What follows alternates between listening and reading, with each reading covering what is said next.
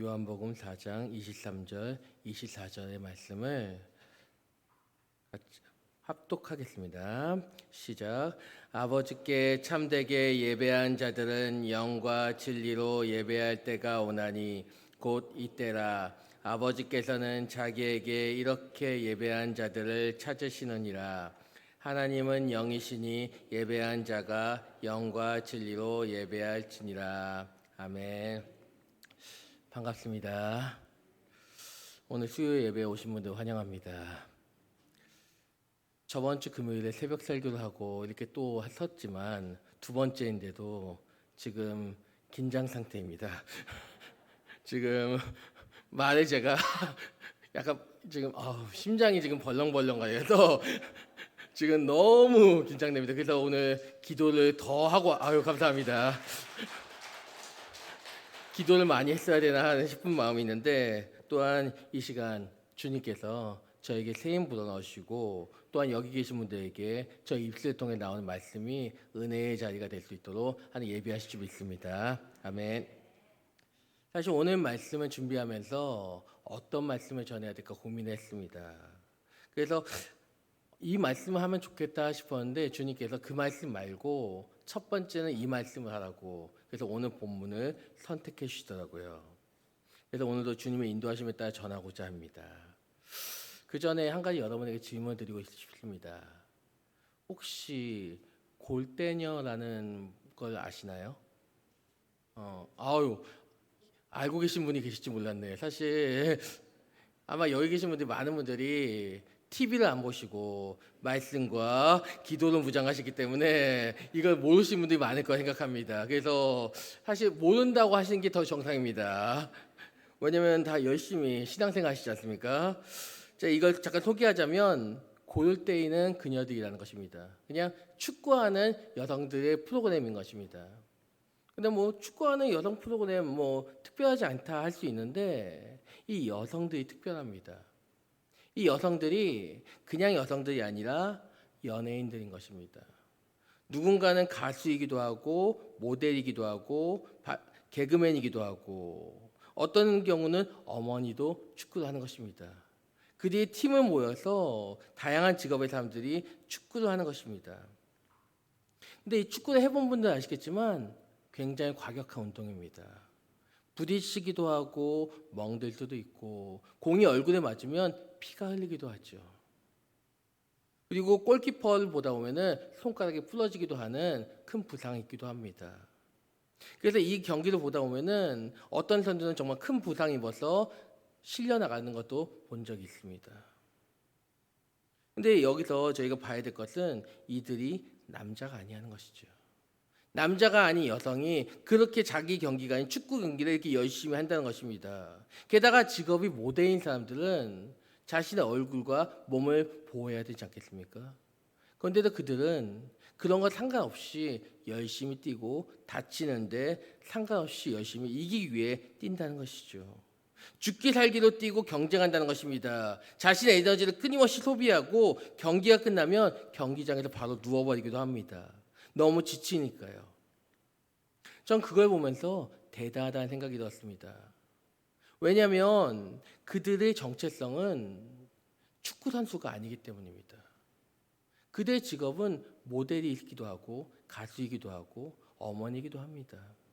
그러니 그들은 축구에 그렇게 열심히 안 뛰어도 됩니다. 그거는 비본질입니다. 본질적인 거 자신의 정체성에 맞게만 행동하면 됩니다. 하지만 그들은 거기에도 열심히 하고 자신의 정체성 되는 자신의 직업에도 열심히 한다는 것이죠.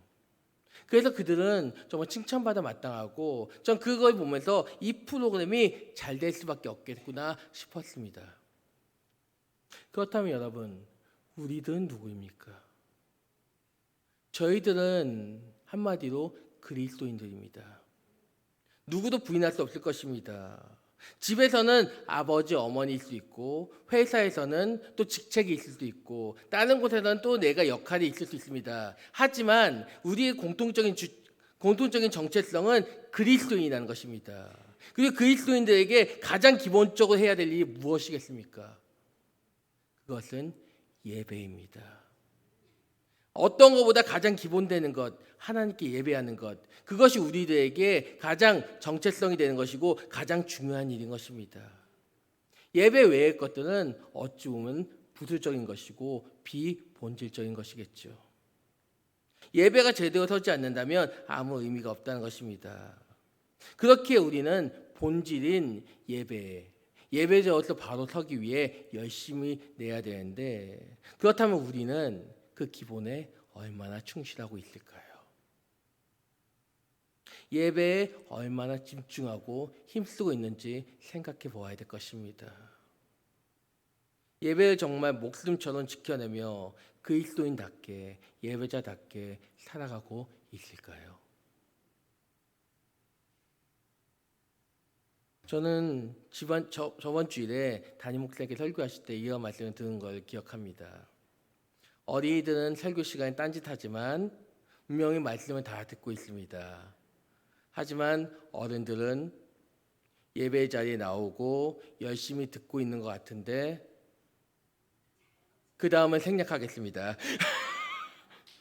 그 말씀에 저는 듣고 나는 어떤가 생각해 보았습니다. 다른 사람들은 상관없이 일단 나는 제대로 드리고 있는가. 어쩜 이게 예배자의 모습, 정말 제대로 된 예배자의 모습이라면 그 얼굴만 바라보는 것이 아니라 말씀도 같이 들어야 되는데, 집중하고 있어야 되는데 과연 나는 예배자의 모습을 서 있을까? 나는 잘하고 있는 것인가 생각해 보니까 선뜻 대답하기가 어려웠습니다. 내 오늘만 잘 드렸다고 해서 다가 아니라 그 전에도 항상 예배를 드려왔지 않습니까? 그 예배가 나는 어떻게 드렸는가, 피곤하다는 이유로 예배를 소홀히 하지 않았는가 생각해 보게 되었습니다. 그러면서 아까 언급했던 골대녀 선들들과 제 자신이 비교되더군요. 그들은 본질과 비본질 그거에 다 열정적으로 했습니다. 하지만 나는 오히려 비본질적인 것에 집중하다 보니까 본질인 예배에 소홀히 하는 내 자신을 발견하게 돼서 안타깝더군요. 그러면서 생각해 본 것이 이 자리에 우리만 있는 것이 아니라 하나님이 함께 하시는데 과연 하나님은 내 예배를 받으실까 생각해 보게 되더군요. 그리고 이것은 저에게만이 아니라 이곳에 계신 모든 분들에게도 해당될 것입니다. 과연 우리의 예배를 하나님께서 기뻐 받아 주시고 계실까요? 예배가 누군가 잘해서가 아니라 나, 하나님, 과연 1대1 관계에서 과연 내가 드리는 예배를 하나님 기뻐 받으실지를 생각해 보았으면 좋겠습니다. 아까 얘기에 덧붙여서 축구 경기에 더 얘기하자면 축구 경기다 보니까 이기고 지는 승패가 갈리곤 합니다. 근데 진 팀 선수들에게 감독이 하는 말이 있습니다. 모두 똑같이 하지 않는데 공통되게 이런 얘기를 합니다. 이번에는 저쪽 팀이 더 간절했기 때문에 이겼던 것이라고요. 간절하기 때문에, 간절하니까, 승리에 대해 간절함이 있으니까 더 열심히 뛰고 더 열심히 뛰다 보니까 이길 수 있었다고요. 전 그걸 보면서 다시 한번 깨닫는 게 나에게 예배에 간절함이 있는가를 생각해 보게 되었습니다. 내가 드리는 예배 하나님께 받으시지 않는다면 이유가 있겠죠. 그것이 무엇이겠습니까? 나에게 예배에 대한 간절함이 없기 때문이겠죠. 간절함이 있다면 이 예배에 목사님 말씀에 집중할 수밖에 없습니다. 찬양할 때 뜨겁게 찬양하고 눈물이 흐를 수밖에 없죠. 그 찬양은 곡조 있는 기도인데요. 그걸 통해 하나님 올려드려야 되는데 내가 내 정신이 딴 데 나가 있을 수 있겠습니까? 과연 나의 예배는 어떠한가? 저 북녘 땅에서는 여전히 종교의 자유가 없습니다. 아시지 않습니까? 하지만 그곳에서도 예배드리는 사람도 있습니다. 열심히 예배드리는 사람이 있습니다. 하지만 그들은 이불을 덮고 땅속에서 조용히 기도하며 예배드립니다. 왜냐하면 누가 들어오면, 신고 들어오면 자신의 목숨은 사형감이기 때문입니다. 중국도 마찬가지입니다. 그런데 우리는 그들에 비하면 편하다 보니까 간절함이 사지 않았습니까? 우리의 모습이 어떠한지 살펴보아야 할 것입니다. 오늘 말씀을 준비하면서 제가 한 가지 찬양을 찾게 되었습니다. 저기 화면에 안 뜰 것인데 주를 위한 이곳에 하는 찬양이 있습니다. 주를 위한 이곳에 예배한 자들 중에 그가 찾는 이 없어 주님께서 슬퍼하시네. 아마 여러분도 한 번쯤 들어보셨을 것입니다. 여러분, 뭔가 이상하지 않을까요? 저기 떴네요. 주를 위한 이곳에, 이 예배 장소에 예배한 사람들이 엄청 많지 않습니까? 여기서만 예배드리는 것이 아니라 세상 곳곳에서 예배드릴 것입니다. 근데 그가 찾는 이, 주님께서 찾으시는 예배자가 없어서 주님께서 슬퍼하신다고 저 가사에서 나옵니다. 왜요? 예배엔 드리되 정말 예배자의 모습으로 서 있는 사람들이 적다는 것이죠. 전 그때 이 찬양하면서 떠오는 것이 우리 수정교회로 오셔요. 하나님, 이 서울 수정교회 오면 예배자들이 넘쳐납니다. 하나님께 찾으신 예배자가 여기 있으니 이곳에 와서 그 기쁨을 누리시라고 얘기하고 싶습니다. 그러기 위해서는 제가 먼저, 그리고 여기 계신 모든 분들이 예배자로서 바로 서야겠죠. 예배자로 바로 설 때, 정말 참된 예배자가 될 때 주님께서 흡족해 하시겠죠. 한 번 드리더라도 그 예배 기뻐 받으신다는 것입니다. 여러분, 오늘 말씀 처음 듣는 분은 없을 것입니다. 거의 많은 목사님들이 얘기하시죠. 어떤 분은 이거 가지고 전심으로 예배해야 된다, 영과 진리로 예배 드려야 된다, 많이 이야기하셨을 것입니다. 근데 그 말씀이 저에게 어떻게 와닿았습니까? 정말 전심으로 예배 드리라고 했을 때 우리는 전심으로 드리고 있었을까요? 전심 100% 내 마음이 하나님께 향하는 것입니다. 지금까지 드려진 예배가 그 예배 때 내 마음이 어디에 있었는지 생각해 보기 원합니다. 정말 내가 하나님께 향해 있었을까요? 정말 내 마음이 하나님께 향해 있었는지는 하나님만 아실 것입니다. 그래서 사무엘상 16장 7절 말씀을 같이 한번 읽어봤으면 좋겠습니다. 시작. 여호와께서 사무엘에게 이르시되 그의 용모와 키를 보지 말라. 내가 이미 그를 버렸노라. 내가 보는 것은 사람과 같지 아니하니 사람은 외모를 보거니와 여호와는 중심을 보시느니라 하시더라. 아멘. 이 말씀 여러분 잘 아시죠? 하나님께서 사울을 버리고 다윗을 선택하실 때 사무엘에게 하신 말씀입니다. 근데 여기서 중요한 말씀은 중심을 보신다는 것이죠. 우리가 이곳에서 50번 예배드리고 30번 예배드리고 누군가 100번 예배드리고 만 예배드려도 중요한 건 그 마음에, 이 자리에 내 마음이 없으면, 내 중심이 하나님께 향해 있지 않다면 그것을 하나님께서 기뻐 받으시지 않는다는 것이죠. 하나님께서 이 자리에 함께 하시면서 그 중심을 보고 계시는 것이니까요. 그렇다면 나의 마음이 정말 하나님께 향해 있는지를 살펴봐야겠죠. 늘 저도 이 말씀을 들으면서 생각하는 것인데 두렵습니다. 정말 내 마음이 하나님께 향한지. 그래서 이 말씀을 보면서 그렇다면 어떻게 하나님께서 예배하여 하나님께 만족하실까 생각해 보았는데 오늘 본문에 그 답이 나와 있었습니다. 영과 진리로 예배를 드려야 된다. 영이 무엇입니까? 성령입니다. 성령의 인도함을 받는 예배자가 되어야 된다는 것입니다. 내가 주관하는 예배가 아니라 성령님이 주관하실 예배를 드리라는 것인데 그러기 위해서 해야 할 일은 바로 나를 죽이는 것입니다. 내 생각을 내어놓는 것입니다. 구체적으로 이야기하면 내 생각 내어놓고 온전히 주님만을 바라보라고 말씀하시는 것입니다. 누가복음 10장 41절 42절 말씀을 같이 한번 읽어봤으면 좋겠습니다. 누가복음 10장 41, 42절입니다. 시작.